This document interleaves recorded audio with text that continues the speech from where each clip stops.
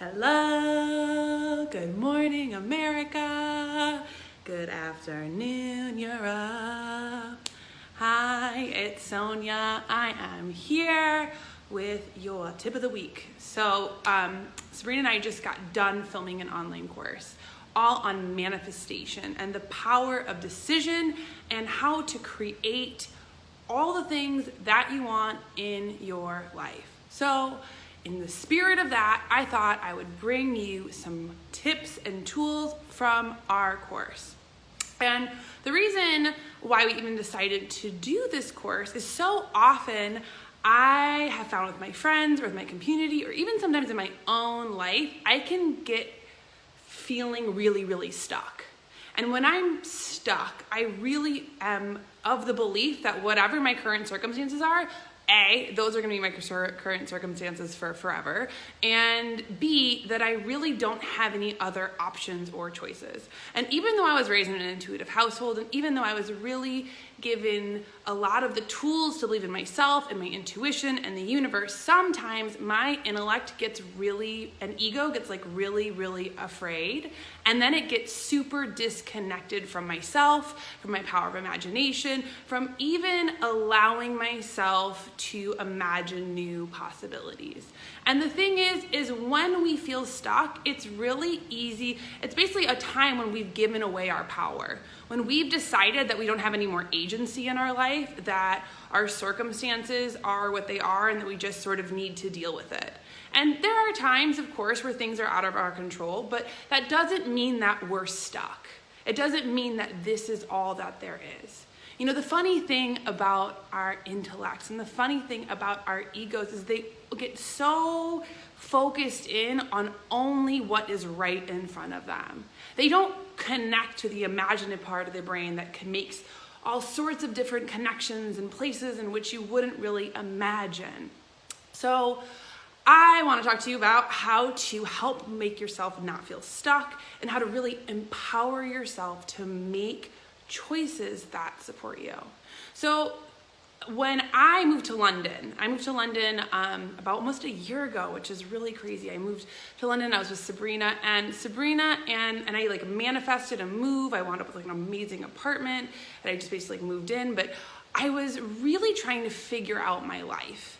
And when I was in that space of trying to figure it out, because I wasn't sure where I wanted to live or what was going on, I have a lot of my friends are in this place where they're building these very grounded, solid lives. And I'm a traveler. I'm a traveler at heart. I want to go everywhere and do everything. And so I was trying to kind of imagine my life in what I wanted, but also sort of superimposed on how all of these other people were living their lives, which was a huge red flag because I'm not being true to me.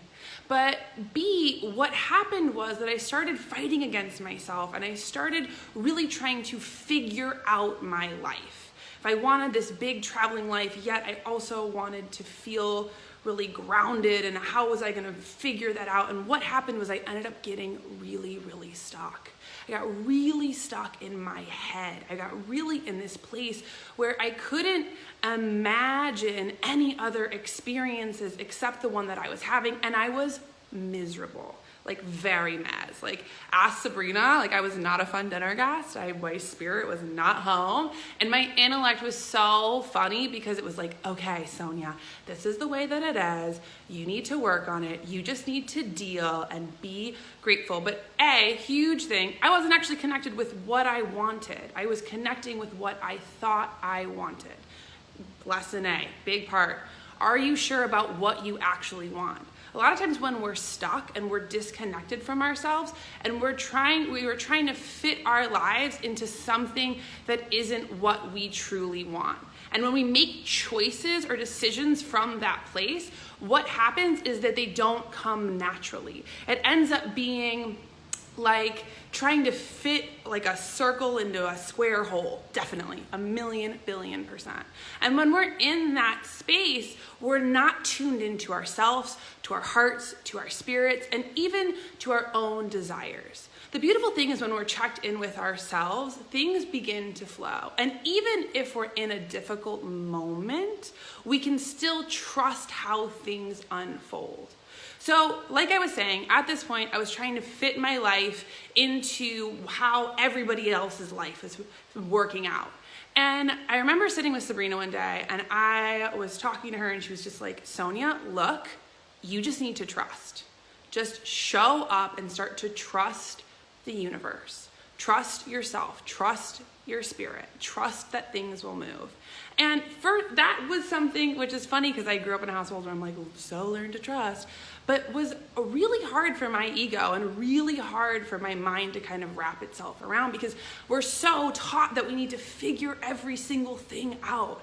And when we're feeling stuck, usually that part of ourselves goes into overdrive. But the funny thing is that when we're in that part of trying to figure things out, we only are trying to figure things out from like a view that's like this big. And in reality, we don't have access to all of the different options and places and imaginations and things and just all of it. It's like looking through a peephole, and instead of being able to see the whole scene, we just see what's right in front of us. So learning to trust. So if you're feeling stuck, think about what is it that you actually want. I hear this with my clients all the time. They feel stuff in their lives or their relationships, or they want to do something different, but sometimes we don't even have a foundational base of what is it that I actually want. I'm tuned into what everybody else wants.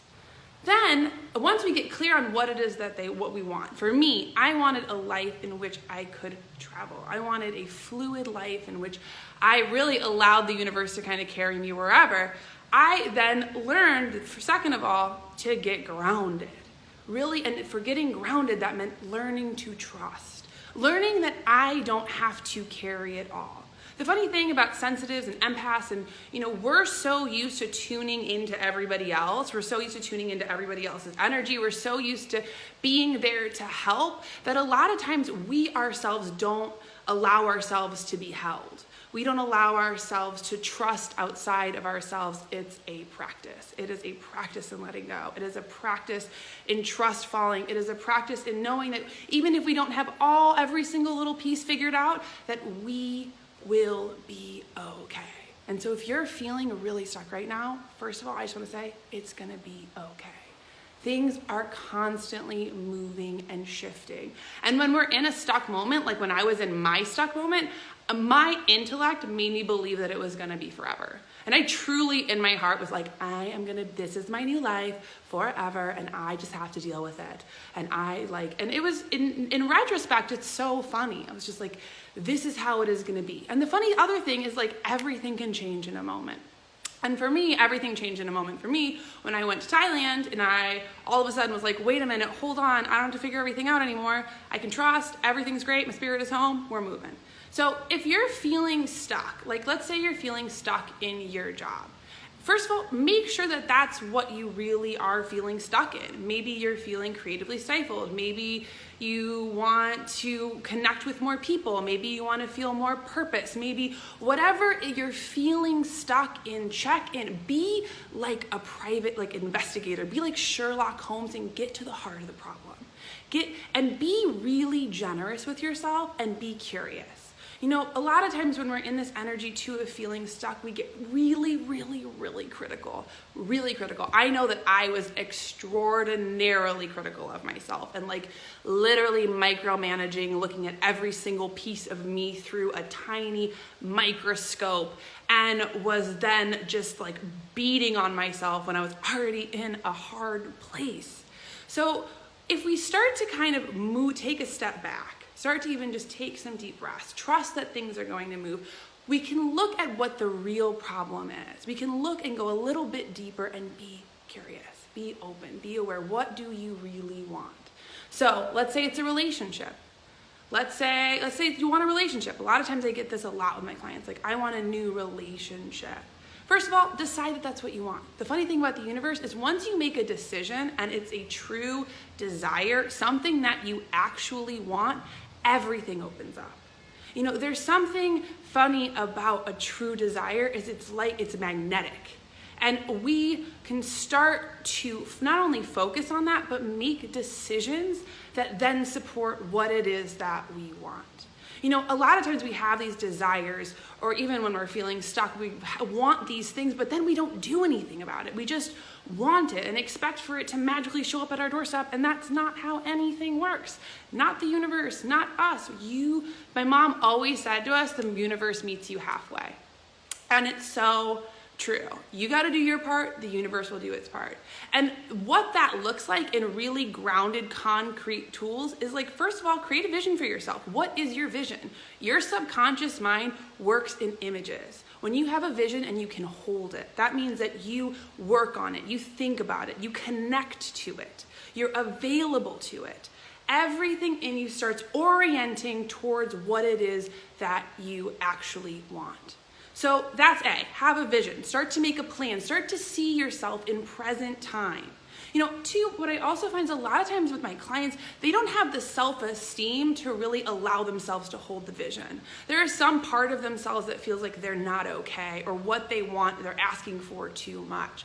So check yourself there. Maybe you're not allowing yourself to dream because you feel like you're not worthy. And if that's something that you're really connecting to, then that's a place where we really have to apply a lot of compassion and self-love and generosity. And really practice allowing ourselves to stretch outside of what we've been told we are allowed to create. You know, and I find this a lot, that this is a huge stumbling block. I want a beautiful relationship, but I'm asking for too much in my partner. Or I want a really amazing job, but they just don't exist. You know, these are places where not only are we not connecting back to ourselves, but where we're already creating our own reality by then feeding it back to us. You know, the power of your own voice is amazing. You can tell immediately if something resonates or not, and what you tell yourself and how and who you tell and how you tell it immediately comes back to you. You say, I don't believe that there's a good job out there. Guess what? That's the reality that you're going to see. Nothing's going to come waltzing in. So the thing is even watching what you say. What is your self-esteem? What are you telling yourself you're allowed to even want? You know, moreover than that, it's like really paying attention to your own vibration. Second of all, start to make decisions that support what it is that you want. You want a relationship? Make tiny little decisions every single day to support that. Every single day. And that doesn't mean go on Tinder or Bumble or whatever. Sure, if that's your style. But, you know, maybe talk about how you want a relationship. Imagine what your partner would be like. Put yourself in situations where you can meet new people. Talk to your friends about how you're ready for a new relationship or something new. Let's say you want a new job. Then start talking to your friends. Maybe you want to be self-employed. That's a big one that I get a lot too. So then maybe start to get a website, work on your copy, start to think about how to transition, talk about your business with people. These are all teeny tiny little steps that support your ability to create and manifest and help you and feel like unstuck. You know, the thing is when we're stuck, the energy is stagnant and it's not moving. And it's our job to be an active participant in what it is that we want. And that means that we need to take action and we need to be devotional to what it is that we're working towards. You want that business? You want to work for yourself? Make that your devotion. Make that something that you work on every single day and do it with an open heart. Do it with a place that comes from that excited, connected place, because the truth is that we are creators. We are born to create. We come into the world singing and dancing and drawing and imagining and just exploring all of these different possibilities, and it gets taken away from us as we get older. We forget that we have this power. So if you're feeling stuck, it's okay. It's okay. We all have moments where we feel stuck. I definitely have had a bunch of them. But it's a real signal to me that I'm in my intellect, that I'm in a place where I have taken away my power to choose, my choice. You always have a choice. You always have power. You can make decisions to support you. And so today, I'm encouraging you to make decisions that support what it is that you want. And the first decision I'm going to ask you to make, especially if you're unclear, get clear on what you want. You know, often too with my clients when we're talking about like, I'm like, is this your intuition? Is your, people are like, I don't know. It's a cop-out. Give yourself a little bit of space because you do know. You are incredibly powerful. You are incredibly connected. And you have every single tool within yourself.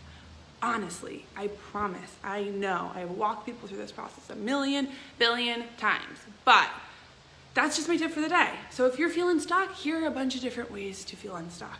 Make decisions that support you. Get clear on what it is that you want. Be generous with yourself and with others. Watch what you say. Watch what you tell yourself. Watch what you feed your subconscious. Okay, it is hot here in Paris.